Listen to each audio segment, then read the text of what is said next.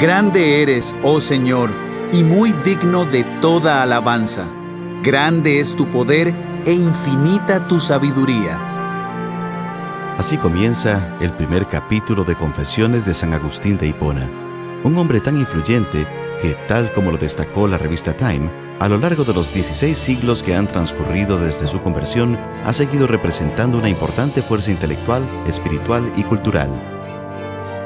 No obstante, el hecho de que se haya ensalzado así al autor no se debe necesariamente a su privilegiado intelecto. Si bien su trayectoria acabó por ser victoriosa, refleja también la de muchos que, en su búsqueda de sentido en la vida, experimentan tropiezos en el camino. En última instancia, Agustín nos conquista porque nos vemos reflejados en él. Nos identificamos con su lucha y con su búsqueda de propósito y entendimiento. Y por medio de sus escritos descubrimos, junto con él, las respuestas que él mismo finalmente descubre en Dios.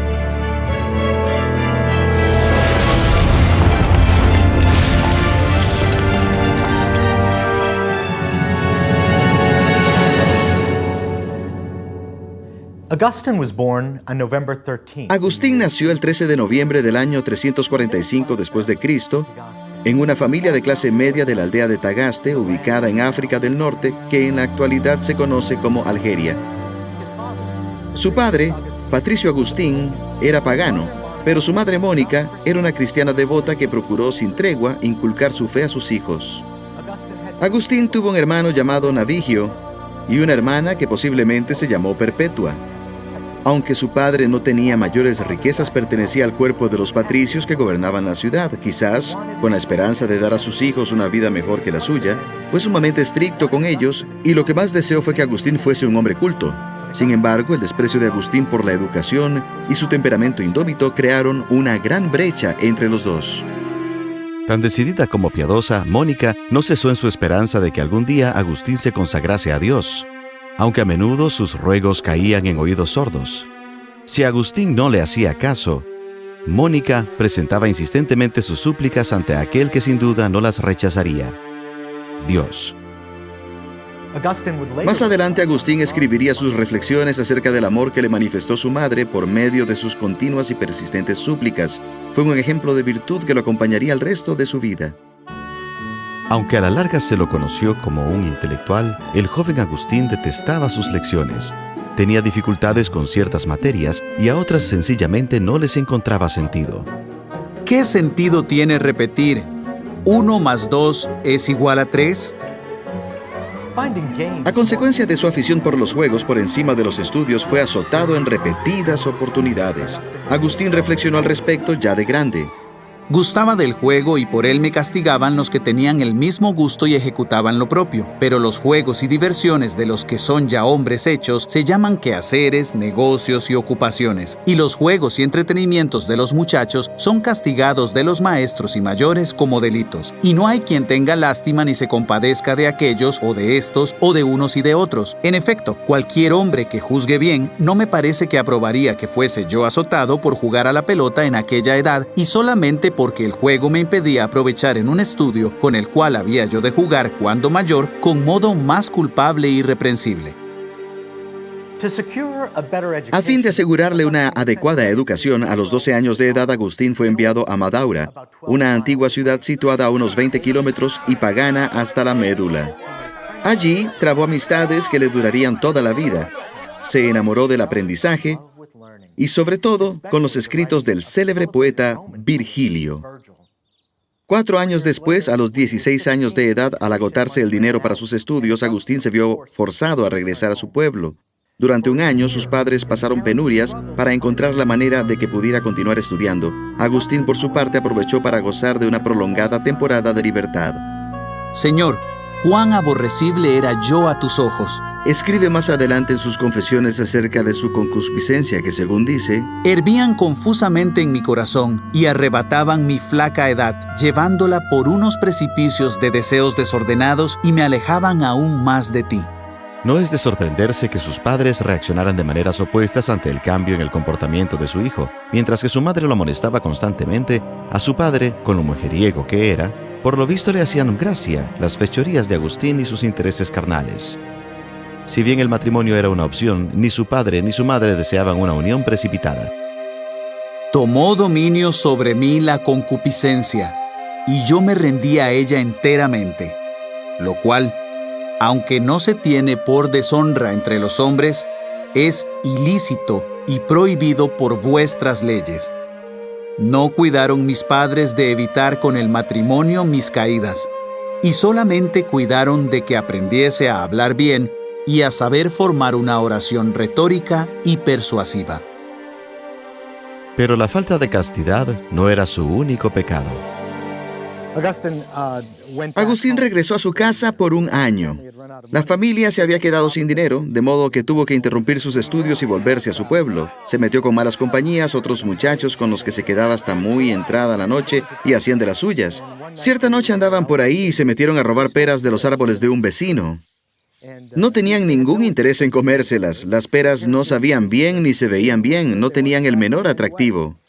Pero se llevaron todo un cargamento y fueron a tirárselas a los cerdos. Para algunos, estas podrían considerarse meras travesuras juveniles, pero tal como lo escribió más adelante en su vida, Agustín las consideraba pecados deleznables. No teniendo yo gusto ni deleite alguno en aquellas peras, le tenía en hacer aquel mal, acompañado de los otros que cooperaban a él juntos conmigo. En aquel hurto, no amé otra cosa sino el hurto mismo. Engaño imperceptible del alma, ansia de hacer mal por modo de juego o fiesta y apetito del daño ajeno, sin pretender en ello alguna utilidad y sin deseo alguno de venganza, sino solamente porque algunos digan, vamos, hagamos, pues da entonces vergüenza el no ser desvergonzado. Agustín dedicó varios capítulos de sus confesiones a repasar en su mente aquel evento, a meditar sobre él, procurando entender qué lo había motivado a robar las peras, ya que acabaron por echárselas a los cerdos. Y su conclusión es que lo hicieron por el puro placer de obrar mal. Su conclusión es que existe cierta depravación en el ser humano, que fuimos heridos por los efectos del pecado original y que a raíz de ello se debilitó nuestra voluntad y tenemos la tendencia a deleitarnos en el mal. Con el tiempo, esas malas obras se convierten en hábitos. Tenemos la tendencia a hacerlas y así permitimos que se nos hagan vicio. Y se trata de una lucha que libramos toda nuestra vida, concluye Agustín. Toda nuestra vida sobre la tierra es una prueba y es una lucha. Hacer el bien cuando nuestra propia naturaleza carnal nos empuja en el sentido contrario. Poco después, su padre Patricio se enfermó y murió. Pero no falleció antes de convertirse a la fe cristiana. Las fieles oraciones y buen ejemplo de Mónica, habiéndolo convencido. Sin un centavo a su nombre, parecía que la educación de Agustín había llegado a su fin. Sin embargo, un tal Romaniano, un ciudadano acomodado de Tagaste, se había percatado de los dones del muchacho y de su talento para la literatura. Bajo su mecenazgo, al poco tiempo Agustín partió rumbo a Cartago a continuar sus estudios. Era lo máximo a que podría aspirar un joven del campo. La ciudad era pagana, se adoraba a la diosa Tanit. Agustín escribió: Llegué a la ciudad de Cartago y por todas partes me veía incitado a amores deshonestos. No estaba sana mi alma y como llagada y enferma se salía fuera de sí, miserablemente ansiosa de rozarse con las criaturas sensibles y exteriores para que le quitasen aquella comezón que le causaban sus llagas. Mientras que su interés en los estudios no menguó, las tentaciones de Cartago abrumaban al muchacho. Con su padre muerto y su madre lejos, Agustín se entregó a los placeres de la ciudad. Recordando las advertencias de su madre, escribió: Corría tan ciegamente al precipicio que me avergonzaba no ser tan desvergonzado como mis compañeros, con lo que me aficionaba a sus vicios no solo por el deleite, sino también por el deseo de alabanza. Ignorando las advertencias de su madre, Agustín tomó una concubina, cosa bastante común en su época, y tuvo con ella un hijo, Adeodato. Cabe señalar, no obstante, que Agustín y su amante se eran fieles mutuamente y que quizás no podían casarse legalmente debido a diferencias de posición social. En aquel entonces, el matrimonio entre clases era ilegal. Aún así, Mónica, su madre, no parecía estar muy a gusto que digamos con la unión. Si bien las tentaciones de la carne permanecieron, también lo hizo su atracción por los estudios. Estudió retórica, matemáticas, música y filosofía. Mi mente inquieta estaba decidida a buscar la sabiduría. En aquel entonces descubrió las enseñanzas del filósofo romano Cicerón, que ensalzaban las virtudes de la sabiduría, y comenzó a preguntarse cómo obtenerla. Pero, ¿qué era la sabiduría? ¿Y qué camino debía tomar para alcanzarla? A través de sus maestros, Agustín se expuso a muchas ideas nuevas. Agustín tenía inquietudes religiosas. Tenía un deseo sincero de conocer la verdad y estaba abierto a todo. De modo que, cuando Cicerón despertó en él el interés por la sabiduría, acudió a buscarla en el lugar que más natural le resultaba, las Sagradas Escrituras. Se puso a estudiar la Biblia. Sin embargo, se topó con un inconveniente, que esperaba que éstas fueran tan hermosas como la bella manera en que sabía expresarse Cicerón. Esperaba que tuvieran la misma elocuencia, la misma elegancia de la lengua latina, pero no las tenían. Las escrituras de que disponía entonces habían sido traducidas de manera sencilla. Digamos que era una traducción a un latín vulgar. Y además tenían varios relatos que a él le resultaban más bien escandalosos. Las historias de los patriarcas y sus concubinas, de sus múltiples esposas y de sus adulterios escandalizaban a Agustín. ¿Acaso se suponía que esos relatos de malas conductas de la antigüedad debían ser los modelos de fe a seguir? Me pareció que no merecía compararse la escritura con la dignidad y excelencia de otros escritos, porque mi hinchazón y vanidad rehusaba acomodarse a la sencillez de aquel estilo, y por otra parte no alcanzaba mi perspicacia a penetrar lo que interiormente contenía. Pero la Sagrada Escritura es tal que se deja ver sublime y elevada a los ojos de los que son humildes y pequeños, y yo me desdeñaba de ser pequeño y me tenía por grande, siendo solamente hinchado.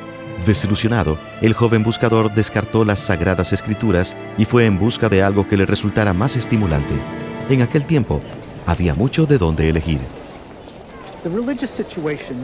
La situación religiosa del mundo romano era compleja. El cristianismo había sido declarado legal más de medio siglo antes y estaba en su apogeo. Era la religión dominante del imperio, pero no era la única. Los templos de las antiguas religiones seguían en pie. Ya no eran subsidiadas por el Estado, sin embargo, aún estaban en pie y en la mayoría de lugares en funcionamiento. Por otra parte, llegaban del lejano oriente religiones nuevas y exóticas. Religiones como el maniqueísmo llegaban a Roma y seducían a sus habitantes con sabores exóticos. Podría decirse que había bastante oferta en el mercado religioso, bastante variedad. Muchas voces clamaban queriendo atrapar la atención de un joven buscador como Agustín. Fundada por el persa Mani, el maniqueísmo era una religión oriental que exaltaba la razón, la ciencia y la filosofía tras una fachada de cristianismo. Mani se declaraba apóstol de Cristo, pero enseñaba que Cristo no había nacido, que jamás se había hecho hombre y que tampoco había muerto. Mani detestaba a la iglesia establecida y se introdujo en el medio con sus supuestas verdades que seducían a los buscadores. Agustín cayó en sus trampas. Le resultó edificante el comportamiento de muchos maniqueos que conoció porque llevaban una auténtica vida ascética, una vida disciplinada, una vida moral que le resultaba atractiva porque anhelaba ese tipo de disciplina. También buscaban la sabiduría en clases que dictaban aquellos elegidos, hombres perfectos, la élite del grupo. Y claro, la promesa de sabiduría secreta tiene su atractivo. Saber algo que nadie más sabe y que desentrañará todos los misterios del universo. Prometían algo por el estilo. Era una promesa ambiciosa. Tras integrarse a la secta de los maniqueos, Agustín, que para entonces tenía aproximadamente 25 años, regresó a Tagaste a enseñar retórica, llevando consigo a su hijo y su concubina.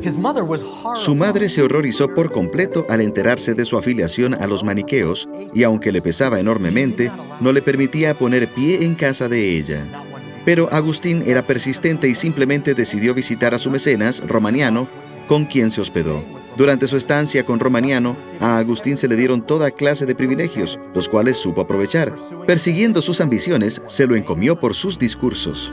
Durante aquel mismo espacio de los 9 años que he dicho, contados desde los 19 de mi edad hasta los 28, viví engañado y engañando a otros, y entre la variedad de mis deseos y apetitos, tan pronto era engañado como engañador, ya públicamente, enseñando las artes que llaman liberales, ya ocultamente, bajo el pretexto y falso nombre de religión. Entusiasmado con sus éxitos, se sentía seguro de estar en buen camino, hasta que sucedió algo que lo detuvo en seco. Un íntimo amigo de Agustín, al cual él mismo había convertido a la fe maniquea, de pronto se enfermó gravemente. Estando ya casi inconsciente, su familia, convencida de que pronto moriría, pidió que un sacerdote lo bautizara.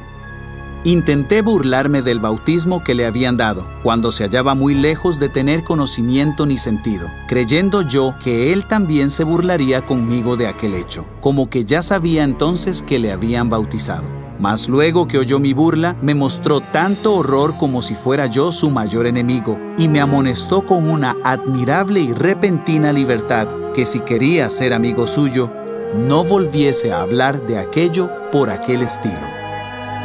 Confundido y completamente sorprendido, Agustín decidió que interrogaría a su buen amigo respecto a su abandono de la fe maniquea. Sin embargo, no llegó a tener oportunidad de hacerlo, ya que 2 semanas más tarde recibió la noticia de que su amigo había fallecido. La muerte de un amigo tan cercano afectó profundamente a Agustín, quien buscó consuelo en su nueva fe. Al fin y al cabo, Mani, que de tal modo se atrevió a hacerse maestro, autor, guía y cabeza de aquellos a quienes persuadía de dichas falsedades, al punto en que estuviesen creyendo sus secuaces que no seguían a un hombre como quiera, sino a vuestro mismo Espíritu Santo.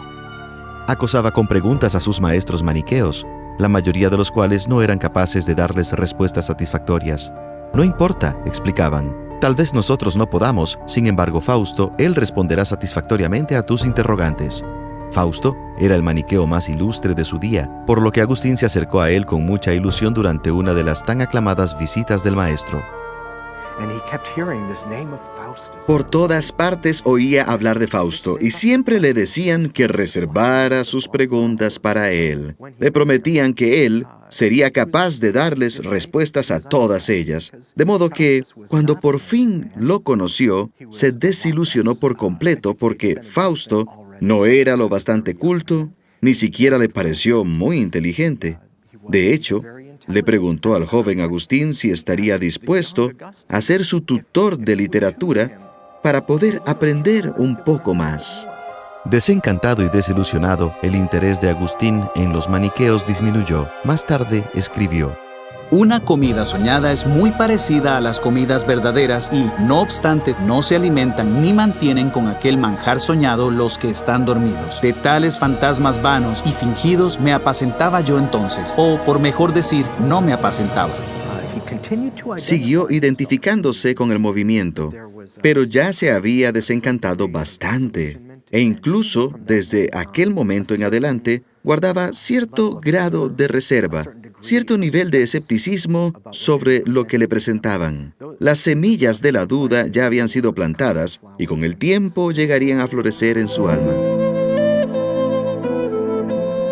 Poco después de que Agustín comenzara a apartarse de aquella fe, su madre empezó a rezar con aún mayor fervor y acudió a varias iglesias en busca de orientación espiritual. Se acercó a cierto obispo que había sido todo un héroe entre los maniqueos en su juventud, antes de su conversión al cristianismo.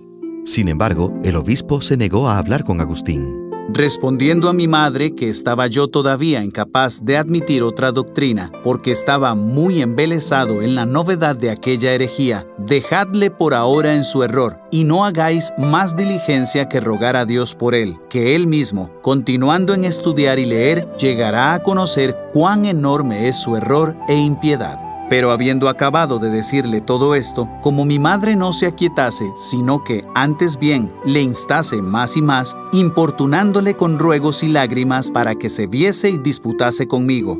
Él entonces, como cansado ya de su importunación, le dijo: Déjame, mujer, así Dios te dé vida, que es imposible que un hijo de tantas lágrimas perezca. Palabras que mi madre recibió como si hubieran sonado desde el cielo. Porque Mónica oraba y lo hacía con intensidad, rezaba con lágrimas y al obispo eso le constaba. Aquel obispo fue capaz de profetizar que Agustín se salvaría. Durante casi 3 años, Agustín enseñó retórica en Cartago. Disgustado por la indisciplina que veía en sus alumnos, quiso alejarse. Entonces se le ocurrió un plan.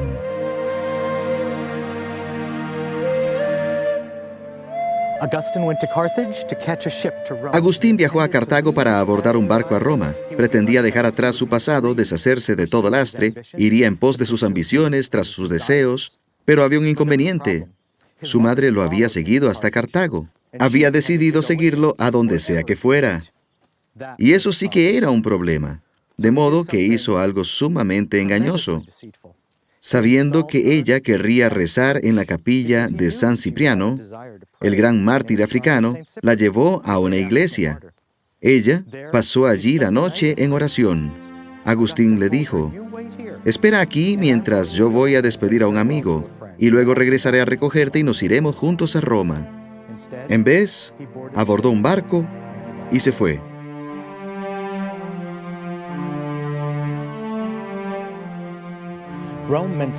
Roma significaba mucho para Agustín. Se sentía orgulloso de su patrimonio cultural, era un patriota y Roma era más que una ciudad, era un símbolo de esa herencia cultural. Era la ciudad de Virgilio, la ciudad de Cicerón. Mucho de lo que había aprendido, de lo que había estudiado, de aquello a lo que tantas horas había dedicado, lo había heredado de sus ancestros. Debe de haber representado una enorme alegría para él recibir la oferta de trabajo que le hicieron cuando tuvo oportunidad de mudarse a Roma, para abrir una escuela propia, su escuela de retórica, y aceptar alumnos de tan ilustre ciudad. Aún era lo bastante joven como para seguir siendo idealista. Pensaba que las cosas serían distintas al otro lado del mar, que los alumnos serían diferentes de ese lado, que no serían como los de Cartago, que tan mal se comportaban y tan poca disposición mostraban al aprendizaje. En Roma, los alumnos serían disciplinados. Pero se encontró con que en Roma los estudiantes eran estudiantes. Eran iguales que en Cartago. No les interesaban mucho los estudios, pero a diferencia de los anteriores, estaban dispuestos a aprovecharse de él. Asistían a sus clases, pero para aprovecharse. Se jactaban de haber asistido a las clases de un maestro de prestigio, pero apenas se acercaba la fecha de pago, no cumplían con sus obligaciones y ya no regresaban más. Digamos que Agustín se quedaba con la cuenta. Agustín pensaba que Roma sería la solución a todos sus problemas. Por el contrario, terminó completamente decepcionado. Al borde de la quiebra, con mala salud y sin brújula moral, se sentía totalmente perdido. No obstante, fue precisamente en ese momento cuando se le presentó la oportunidad de su vida, encarnada en un nuevo patrón, Símaco, el prefecto romano. Un hombre de una familia de senadores, una figura muy importante. Resulta que Símaco tenía su propia agenda cultural. Quería regresar a Roma a su antigua gloria y hacer lo que a él consideraba que tenía que hacer Roma para retornar a sus tradiciones originales, a la religión tradicional, a la adoración de los dioses de la antigua Roma. Símaco abogaba por devolver el respaldo estatal a la antigua religión romana. Quería reinstalar el altar de la victoria y retomar los sacrificios que en él se realizaban, pues consideraba que serían medidas convenientes para el bienestar del pueblo. Buscaba aliados y consideró que Agustín era alguien que prometía, un joven intelectual brillante, muy elocuente, el mejor orador de su edad, y quiso emplearlo. La sede del gobierno en aquella época estaba en Milán. El joven gobernador, Valentiniano II, de apenas 12 años, gobernaba el imperio a través de su madre, la emperatriz Justina. Símaco le ofreció a Agustín un puesto como maestro de retórica en Milán, un puesto tan prestigioso como influyente. Era todo lo que Agustín había soñado jamás y aceptó la oportunidad sin pensárselo 2 veces. Como orador y maestro de retórica, Agustín tenía habilidades que se valoraban muchísimo entre los romanos. Tenía mucha influencia, sobre todo en un lugar como Milán. Era el portavoz del gobierno, la maquinaria de propaganda. Era el responsable de relaciones públicas, el que hacía los anuncios importantes. Si te proponías pregonar las virtudes del emperador, Agustín lo hacía. Si querías que declamara sobre alguna victoria militar en tierras lejanas, Agustín se encargaba. Tenía un puesto clave en la ciudad de Milán en aquella época. En Tagaste, Mónica vivía preocupada por su hijo, era consciente de sus propensiones y debilidades y oraba fervorosamente por él. Después de enviudar, Mónica lo adoraba aún más. Lo seguía a todas partes y se proponía seguirlo hasta Roma. No lo logró, por supuesto. Agustín se las arregló para dejarla atrás en Cartago y huir por su cuenta a Roma. Sin embargo, eso no duraría mucho. Finalmente, Mónica se las arregló para regresar a su lado en Milán. Con su nuevo puesto, Agustín prosperó, tanto política como económicamente. Al poco tiempo su madre se mudó con él, encantada de estar cerca de su hijo e igualmente fascinada de la cercanía con el famoso obispo Ambrosio. Ambrosio era obispo de Milán y un personaje muy respetado por la gente. Nacido en el seno de una familia respetable y acaudalada, a Ambrosio lo eligieron gobernador, cargo que ocupó con integridad. Cuando se originó el conflicto entre arios y la iglesia, Ambrosio se apresuró hacia la escena de los hechos para sofocar cualquier disturbio. Viendo que probablemente era la persona más calificada para gobernarlos, de la multitud algunos comenzaron a gritar: «¡Ambrosio, obispo!». Prácticamente la asamblea entera se unió a la consigna. En cierta ocasión, en la que se suscitó un conflicto entre la iglesia y la secta de los arrios, Ambrosio se dirigió a la escena de los hechos para sofocar los disturbios. Tras rechazar el título, Ambrosio se refugió en casa de un amigo hasta que su anfitrión recibió carta del emperador encomiando el nombramiento. El amigo de Ambrosio lo entregó de inmediato y en menos de una semana, Ambrosio se había bautizado y confirmado como obispo, un puesto que acabó por tomar como designio de Dios. El obispo Ambrosio asumió sus nuevas responsabilidades con la misma dignidad y sinceridad con la que había gobernado la ciudad. Poco después adoptó un modo de vida ascético y regaló sus bienes a los pobres. Culto y consagrado plenamente a la causa de la iglesia, el obispo Ambrosio se hizo famoso por sus impactantes sermones, lo cual daba envidia a Agustín. Asusado por su madre para que le solicitase una audiencia con el obispo Ambrosio, Agustín cedió. Por una parte le molestaba el continuo interés de su madre en el cristianismo, pero por otra quería aprovechar su posición y las peticiones de su madre para poder conocer mejor al buen obispo. De modo que ella utilizó a Agustín como intermediario para poder presentarle sus interrogantes religiosas a Ambrosio, y Agustín, por su parte, escuchaba las respuestas de Ambrosio para poder llevárselas de vuelta a su madre. Las respuestas de Ambrosio le resultaban edificantes porque le parecían muy reflexivas. Ambrosio había pensado mucho sobre esas cuestiones. Ambrosio tenía las mismas bases filosóficas que Agustín, pero a diferencia de este último, había en él una sabiduría y una paz, una serenidad de la que Agustín carecía y la quería eso que Ambrosio tenía. Agustín encontró en el obispo Ambrosio lo que no había hallado en Fausto. El obispo Ambrosio era intelectual y era cristiano. Estaba fascinado, pero aún no estaba preparado para abrazar la fe del buen obispo. Porque yo tenía las espaldas vueltas a la luz, y el rostro a las cosas donde la misma luz reverberaba, y así mi rostro, que miraba los objetos iluminados, se quedaba sin ser iluminado él mismo. Al llegar a Milán se encontró en medio de un nuevo movimiento filosófico, una nueva variante del platonismo. Redescubrir a Platón para un nuevo mundo, una nueva era. Todos estaban muy emocionados con la nueva filosofía. El movimiento incluía a muchos de los grandes pensadores. El neoplatismo fue el reavivamiento de la antigua filosofía de Platón. Muchos intelectuales de la época de Agustín lo encontraban atractivo por su apertura a ideas y experiencias religiosas. Milán fue un importante centro de pensamiento neoplatónico y algunos de sus filósofos eran cristianos. Ambrosio utilizó el lenguaje y las categorías del neoplatonismo en su propia teología y prédica, y eso ejerció una fuerte influencia en Agustín. De modo que, cuando Agustín llegó a Milán, con gran naturalidad se dejó atraer por el movimiento y encontró de lo más emocionante aquello que estaba sucediendo. Lo interesante del nuevo movimiento es que el neoplatonismo que estaba surgiendo en aquel momento incluía tanto a pensadores paganos como a pensadores cristianos. A Agustín le atraía el movimiento y también la figura de Ambrosio, que tenía gran habilidad y dominio de ideas muy elevadas, pero a la vez confiaba en el cristianismo y se mostraba muy en paz. Nada más imagínense que aparezca un hombre así, un poco mayor, tal vez unos 14 años mayor que Agustín, en sus vidas. Si había alguien en el Imperio Romano capaz de debatir con Agustín, era Ambrosio. De pronto, conoce a Ambrosio y con mucha cautela, muy titubeante, se acerca a él. Si bien Mónica estaba muy contenta con el interés que mostraba Agustín en el obispo Ambrosio y sus enseñanzas, se daba cuenta de que, por otra parte, su hijo estaba escalando en posiciones en la escalera social. Era hora de que contrajera matrimonio con una esposa legítima. La concubina de Agustín era de menor posición social que él. No había posibilidad alguna de que se casaran. Era legalmente imposible. De modo que a su concubina la enviaron de regreso a África y Mónica empezó a hacer arreglos para conseguirle esposa, buscando entre las familias que estuvieran dentro de su misma clase. A Agustín le pareció una medida brutal, pero necesaria. Entendió por qué debía ser así. Mi corazón, sajado por aquella parte que le estaba pegado, me había quedado llagado y manaba sangre.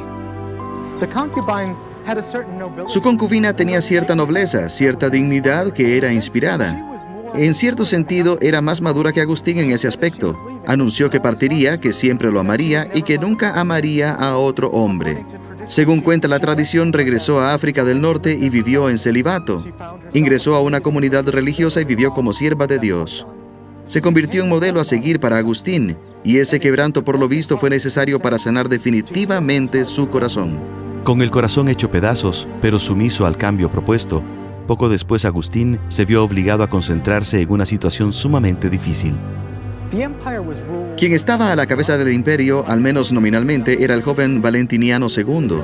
El verdadero poder detrás del trono lo ejercía su madre, Justina.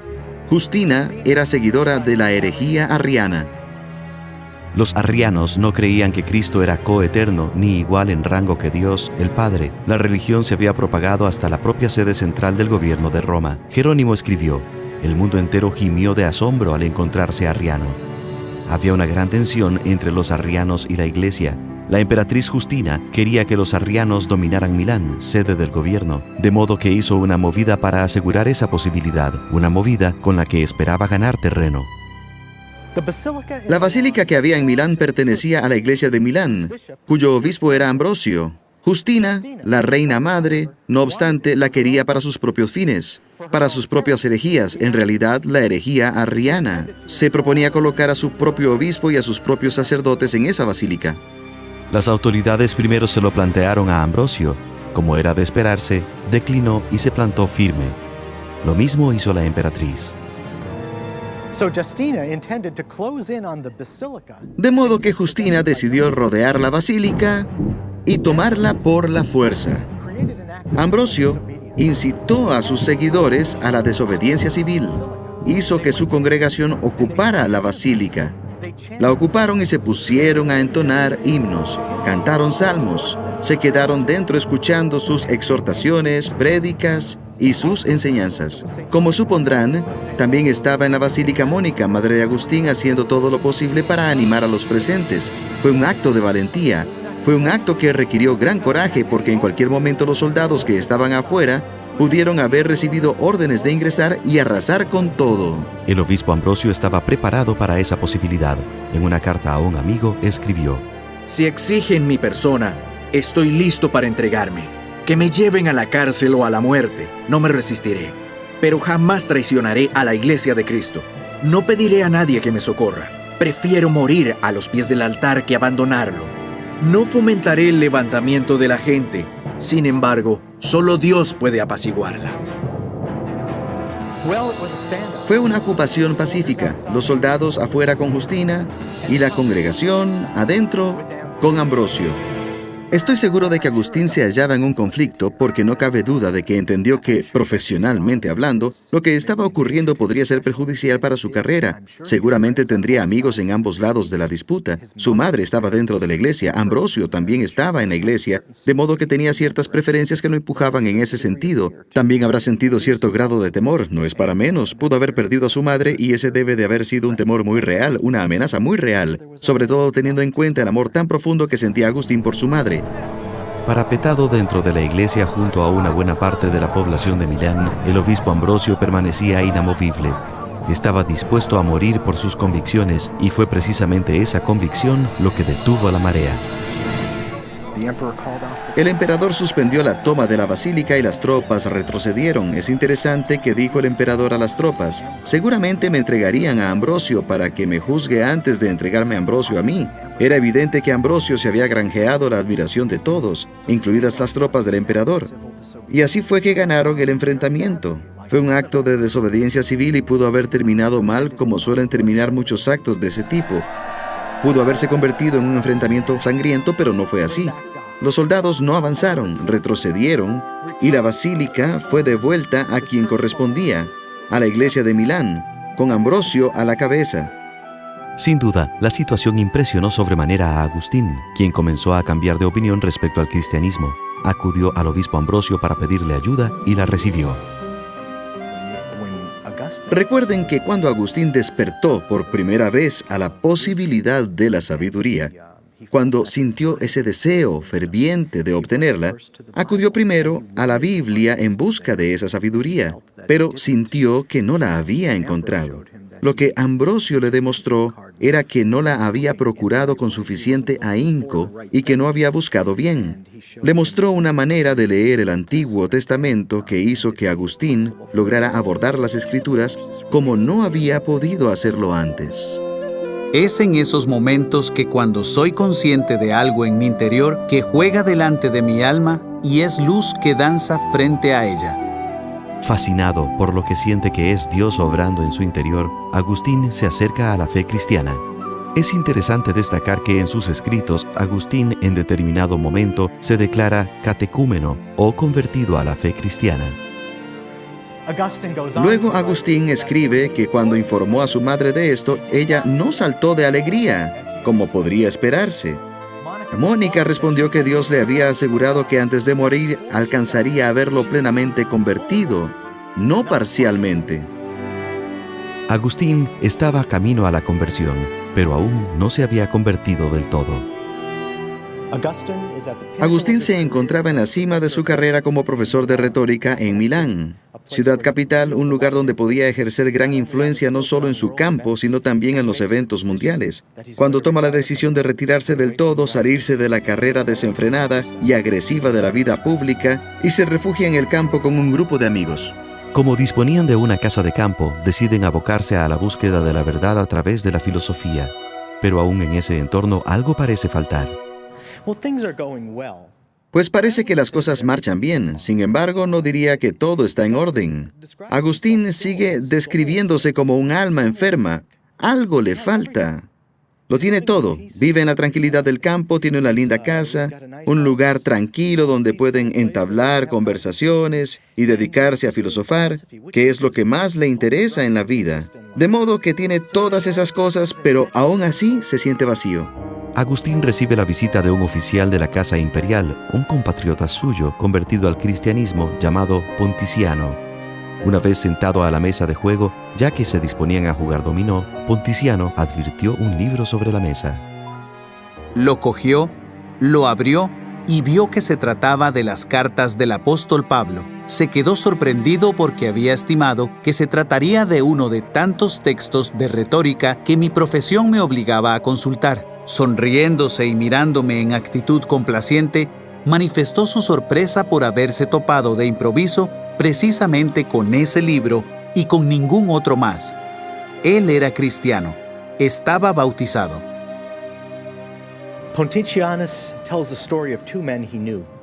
Ponticiano cuenta la historia de dos hombres que conocía, que tenían cargos en la corte, es decir, que eran hombres de mérito. Además, ambos estaban comprometidos para casarse. Resulta que cierto día habían salido a caminar y llegaron a una casa que tiempo atrás había sido habitada por hombres célibes, que habían dedicado su vida a la oración y al estudio de las Sagradas Escrituras. Al parecer entraron a la casa y tomaron un libro que había por ahí y se pusieron a leerlo. Se trataba de un libro sobre la vida de San Antonio, escrito por San Atanasio de Egipto. Al leerlo, se enteraron sobre Antonio, que había sido terrateniente y heredero, y que un día, al escuchar el Evangelio, sintió el deseo de dejarlo todo atrás e irse a vivir al desierto para consagrarse allí a una vida de oración y de estudio. Obedeciendo a su impulso, entregó su vida a Dios y vivió solo hasta pasados los 100 años en comunión con Dios. Tanto les inspiró el relato que rompieron sus compromisos y se integraron a un monasterio, de modo que Ponticiano cuenta esta historia. Agustín está allí presente y cuando la visita se va, Agustín rompe en llanto y dice: con todo lo que tenemos, con lo cultos que somos, con todas las oportunidades que se nos han dado, esos hombres de la Guardia Imperial tenían tanto menos que nosotros, menos filosofía. No eran tan refinados intelectualmente como Agustín y sus compañeros, y sin embargo se le estaban adelantando al entrar al reino. Agustín, que en aquel momento aún no había sido bautizado, se puso a llorar. Dijo que hasta ese momento su oración a Dios había sido para pedir que le concediera castidad y continencia, pero que no se la concediera aún. No quería renunciar a los placeres de la carne. Las cosas más frívolas y de menor importancia, que solamente son vanidad de vanidades, esto es, mis amistades antiguas, esas eran las que me detenían, y como tirándome de la ropa parece me decían en voz baja: ¿pues qué? ¿Nos dejas y nos abandonas? Desde este mismo instante no hemos de estar contigo jamás. Desde este punto nunca te será permitido esto ni aquello. Y poner punto final a todo aquello era lo que lo detenía. Quería la castidad, quería la continencia, porque quería entablar una relación con Dios. Pero aún no se sentía listo para hacerlo. Lo postergaba una y otra vez, pero no lograba sentir satisfacción, no alcanzaba la satisfacción. No sabía lo que era el gozo interior porque su alma estaba enferma, ya que seguía aferrado a aquellas frivolidades, a cosas superfluas, como las llamaba, a la memoria de las cosas que seguían haciendo que se aferrase al pasado. A menudo Agustín habla del poder de la memoria, de cómo cuando uno disfruta de un placer ilícito, este queda grabado en la memoria y sigue reportándonos cierta medida de placer, lo cual se vuelve hasta cierto punto un obstáculo, algo que no nos suelta y que nos impide alcanzar nuestros anhelos, lo cual nos causa gran infelicidad. Allí, en aquel entorno campestre, en ese paraíso en plena campiña y rodeado de filósofos y sus conversaciones, aunque tenía todo lo que había soñado, se sentía deprimido y sabía que tenía que cambiar. Es importante entender lo inquieto que se sentía. Al describirse a sí mismo, dice que sentía que se estaba volviendo loco. Y claro, sabía que en su interior se había desatado una tormenta. Tenía que salirse de ahí. Estaba a punto de romper en llanto y no quería pasar vergüenza, así que corrió hacia el jardín. Dice que se apartó de su amigo Alipio para que no lo escuchara llorar. ¿Hasta cuándo? ¿Hasta cuándo ha de durar el que yo diga mañana y mañana? Pues, ¿por qué no ha de ser desde luego y en este día? ¿Por qué no ha de ser en esta misma hora el poner fin a todas mis maldades? Ya afuera, se tiró bajo una higuera y estaba llorando desconsolado cuando escuchó a lo lejos la voz de un niño, probablemente de una de las casas cercanas. Decía: «Tole leye, tole leye». Toma y lee, toma y lee. Agustín pensó para sus adentros: ¿será una canción infantil? ¿Algún juego de niños? ¿Una de esas tonadillas que repiten al saltar la soga como suelen hacer? Se devanó los sesos tratando de ver con qué encajaba, pero no dio con nada relacionado con esas palabras, y pensó que debía tratarse de una señal de Dios. Corrió de vuelta a la casa, sabía lo que tenía que hacer. Entró al salón donde se encontraba sentado Alipio, y ahí mismo estaban las epístolas de San Pablo. Tomó el libro, la abrió y leyó. Conociendo el tiempo, que es ya hora de levantarnos del sueño, porque ahora está más cerca de nosotros nuestra salvación que cuando creímos. La noche está avanzada y se acerca el día. Desechemos, pues, las obras de las tinieblas y vistámonos las armas de la luz. Andemos como de día, honestamente, no en glotonerías y borracheras, no en lujurias y lascivias, no en contiendas y envidia, sino vestíos del Señor Jesucristo y no proveáis para los deseos de la carne. Romanos 13, 11 al 14. Y en ese instante, Agustín se entregó a Dios. Para su mayor felicidad, Alipio también se unió a Agustín consagrándose a Dios sin reparos. Ambos fueron a presentarse gozosos delante de Mónica.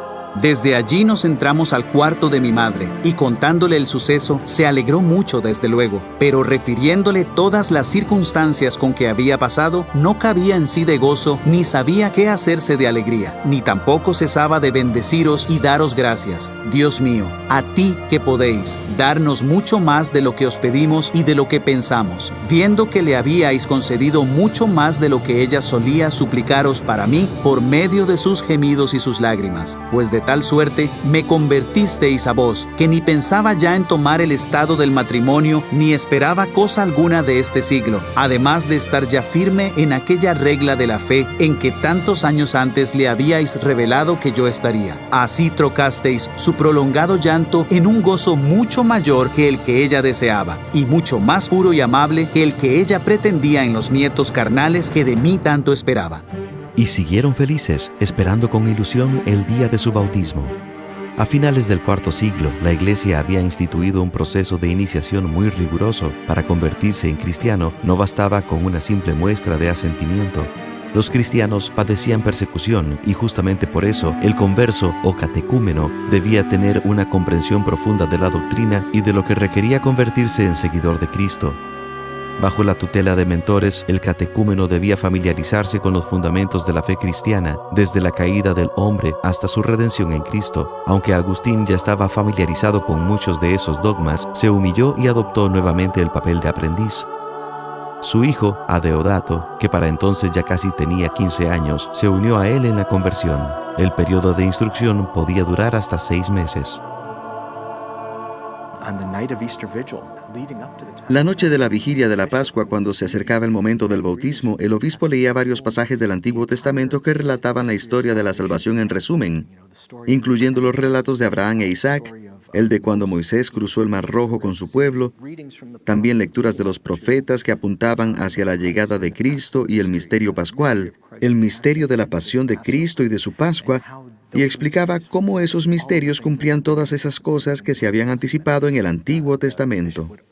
El obispo abría esos misterios a la congregación y acto seguido conducían a la gente al baptisterio. A Agustín lo bautizaron completamente desnudo. Tuvo que quitarse toda la ropa y acercarse a las aguas donde el obispo lo sumergía a uno 3 veces en el nombre del Padre, del Hijo y del Espíritu Santo. Los bautizaba conforme a la antigua costumbre que hasta el día de hoy se observa en los bautismos. Y cuando salían del agua se les daban nuevos vestidos, unas ropas blancas que simbolizaban la vida pura que a partir de ese momento llevaría, la vida de Cristo, la vida en Dios. La pureza de aquellas ropas simbolizaba la remoción de todos los pecados de su anterior vida. Imagínense la dicha que debió de haber experimentado Agustín en ese momento.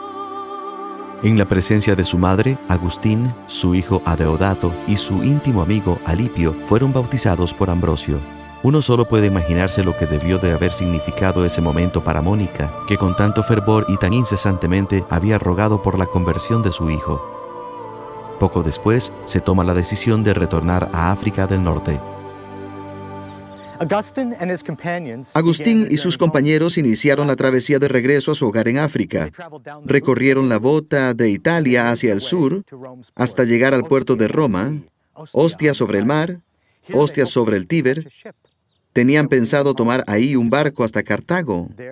Querían establecer una comunidad cristiana de siervos de Dios.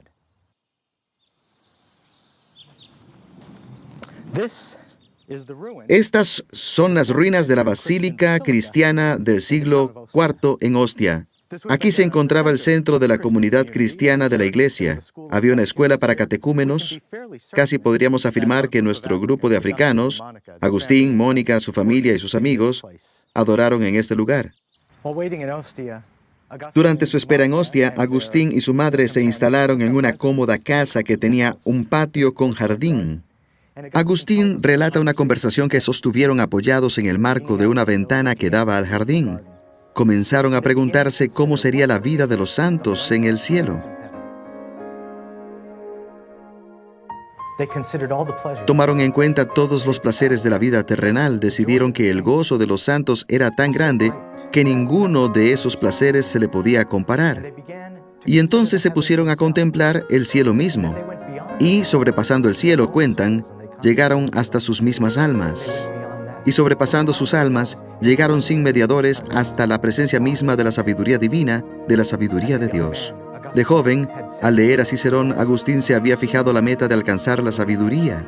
Y resulta que ahora se encontraba, aunque no fuera más que por unos breves instantes, unos momentos fugaces, en presencia de la sabiduría divina junto a su madre. Denominamos este momento el éxtasis porque fueron trasladados desde sus cuerpos hacia la presencia de Dios.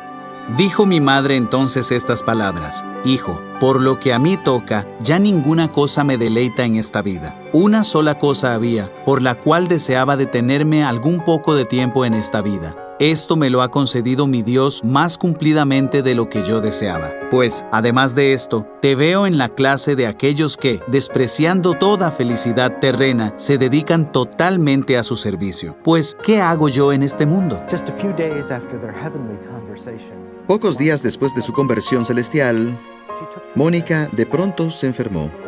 Quedó postrada en cama con fiebre, inconsciente. Sus hijos se apresuraron a acompañarla. De pronto despertó y preguntó: ¿A dónde estuve? Volviéndose hacia ellos, al verlos tristes, les dijo: enterrarán a su madre en este lugar. Navigio debió de haber comenzado a balbucear y a tratar de consolarla, diciéndole: no, madre, te llevaremos de vuelta a África y podrás morir allí para que te enterremos junto a tu esposo. Ese había sido su deseo. Y ella dijo: escuchen lo que dice, ¡qué tonterías! Se había separado incluso del deseo de que la enterraran junto a su marido, y les explicó que moriría donde estaba, y que para ella eso no suponía ningún problema, que cuando llegase el momento de que el Señor la llamara a su lado, Él sabría dónde encontrarla. No hay nada que esté lejos de Dios, agregó. Estaba lista. Había dejado en claro que estaba preparada. El propósito de su vida se había cumplido al ver a Agustín volcarse a una vida cristiana. Cuando dio su último aliento, fue su hijo mayor Agustín quien le cerró los ojos. Entonó una canción que Ambrosio había compuesto. Eso lo consoló y le devolvió las sensaciones de la compañía de su madre. Le dio cierta medida de paz y allí se quedó, llorándola, pero en paz.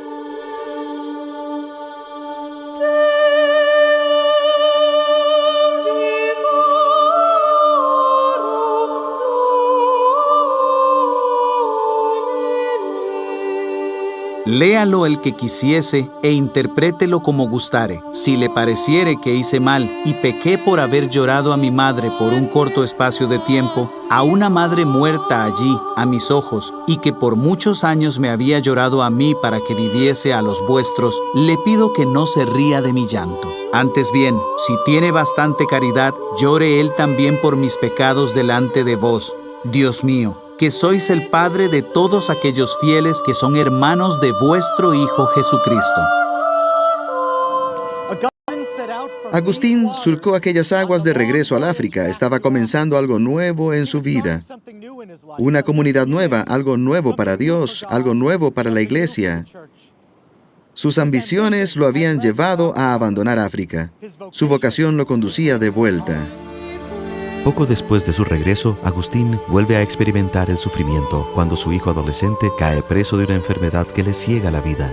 Habiendo hallado consuelo en Dios, no obstante, pronto inicia su obra e inaugura una comunidad cristiana en la que espera poder tener tiempo para dedicarse a la meditación y crecer en la palabra de Dios. Después de tan larga búsqueda, ya cansado de tanta lucha interna, es la culminación de todo lo que deseó en la vida. Sin embargo, Dios le tiene deparado algo distinto.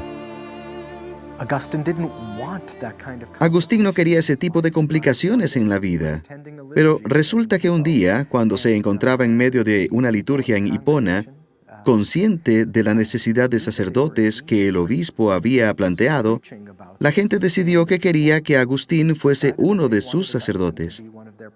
Así que, tal como en ocasiones se acostumbraba en aquellos tiempos, directamente lo alzaron y lo llevaron en andas ante el obispo. Se lo presentaron al obispo para que lo ordenase al sacerdocio para su iglesia, y el obispo lo aceptó como candidato y lo ordenó. Así fue que Agustín se convirtió primero en sacerdote de la diócesis de Hipona, más tarde en obispo coadjutor y por último en el obispo de esa gran ciudad portuaria de Noráfrica. Al verse frente a la necesidad de un rebaño que crecía cada vez más y advertir los peligros de las sectas y herejías tan prevalentes, Agustín se puso a la altura de las circunstancias como fiel pastor. Con el tiempo, escribió más de 1000 documentos que contribuyeron al desarrollo espiritual del cuerpo de creyentes, a la vez que les brindaron unos fundamentos sólidos que los alejaron de falsas doctrinas. Pero Agustín no se limita a escribir, empleando su don de la retórica, entabla y gana debates con el maniqueo Fortunato, medida que se siente obligado a tomar con el propósito de proteger a sus seguidores de doctrinas engañosas. Poco después, Agustín enfrenta una amenaza aún mayor, el colapso del mundo tal como lo concebía hasta ese momento. Las hordas bárbaras invaden la poderosa Roma en 410 después de Cristo y unos años más tarde sitian la ciudad de Hipona. En cierto sentido, esto pone fin a la civilización tal como ellos la concebían. Muchos entre la gente suponían que los dioses los estaban castigando por haber aceptado el cristianismo y por su insistencia en creer en un solo Dios. En respuesta a dichas conjeturas, Agustín escribió una de sus más grandes obras, La ciudad de Dios. En la ciudad de Dios, Agustín procura fijarse en lo que es permanente. ¿Qué era lo que permanecía en este mundo? Echa un vistazo al inicio de la historia y analiza la historia del hombre de todas las culturas hasta llegar a su época. Entonces, hace una comparación entre la ciudad de Dios y la ciudad del hombre, destacando todo aquello que resiste la prueba del tiempo. Analiza sus características. ¿Cómo se comportan los ciudadanos en la ciudad de Dios? Eso era lo que Agustín quería saber, lo que quería poner a disposición de la gente. Pero como sucede a muchos otros profetas, algunos le hacen caso y otros no. Al poco tiempo ocurre lo impensable. Cae Roma. La gente del imperio no pudo imaginar jamás que llegaría un tiempo en que todos aquellos monumentos, toda esa grandeza, quedaría reducida a ruinas y escombros. No pudieron haber imaginado jamás un tiempo en que al caminar por esas calles verían en pie columnas en pleno descampado, sin edificios que sostener. No pudieron haber imaginado jamás semejante cosa. En los últimos años de la vida de Agustín, vándalos bárbaros invaden África del Norte y sitian la ciudad de Hipona. Posidio, biógrafo de Agustín, escribió que Agustín alcanzó a ver las matanzas y las destrucciones de las ciudades, las iglesias sin sacerdotes, las monjas y los religiosos dispersos por doquier. Algunos habían desfallecido en las torturas, otros habían sido asesinados, otros habían sido hechos prisioneros, perdida la integridad del alma y del cuerpo e incluso la fe, reducidos a una cruel esclavitud. Vio cesar los himnos y las alabanzas a Dios en las iglesias, los edificios a menudo incendiados. En vista de semejante depredación, en sus 78 años de vida, Agustín aumentó sus lapsos de oración y retiro hasta el día de su muerte, el 28 de agosto del año 420 después de Cristo, en presencia de sus amigos. Un año después de su muerte, los vándalos derribaron las murallas de Hipona.